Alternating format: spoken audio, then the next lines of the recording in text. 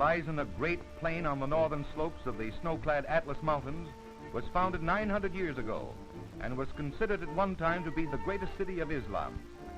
It was then surrounded by massive flame-colored walls, sections of which still remain. The beautiful square tower of the Kutubiyya Mosque still stands as a memorial to the constructive genius of the early Moors.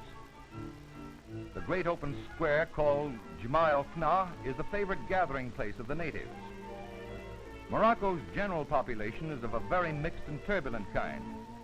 Through the centuries, Marrakesh has become a veritable melting pot.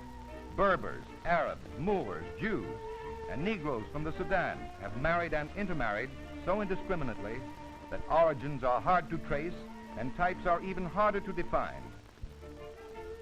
There are so many that can neither read nor write that the public scribes are all kept busy.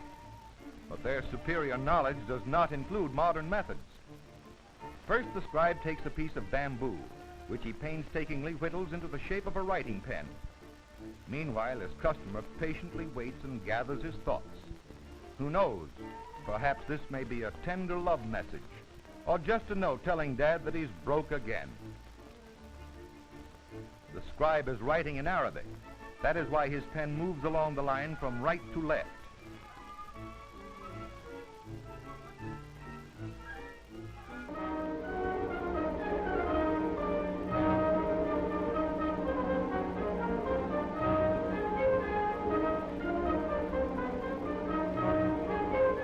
And the little boys no longer wore their top knots in anticipation of a visit from the Angel of Allah.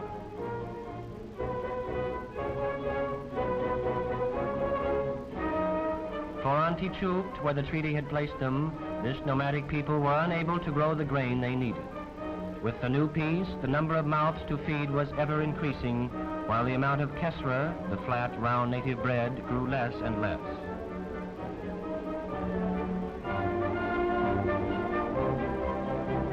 Throughout Morocco, grain is a vital problem. Even in the fertile plains, it has become necessary to trade the old wood plow for the modern tractor.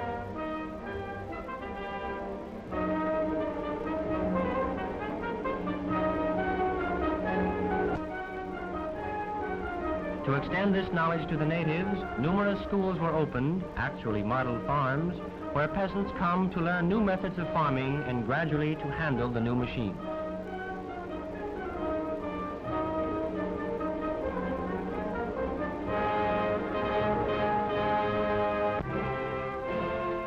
And so at Stura, one memorable day in March 1946, a delegation from Sidi Said journeyed to the fort in their valley.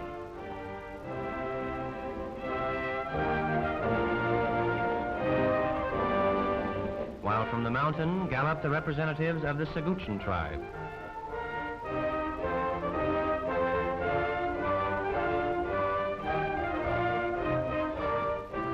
A great Diema, or assembly, had been called to propose that the two tribes, traditional enemies, come together to improve collectively the uncultivated land in the plains.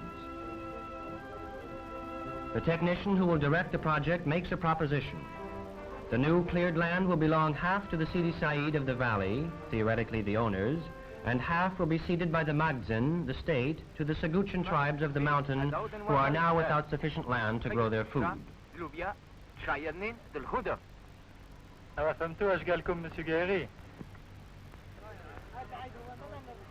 The representatives talk among themselves.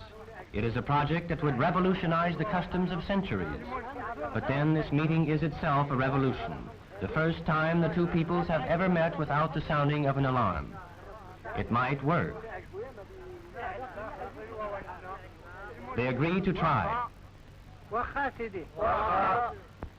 C'est parfait, je crois que nous allons pouvoir lever la séance.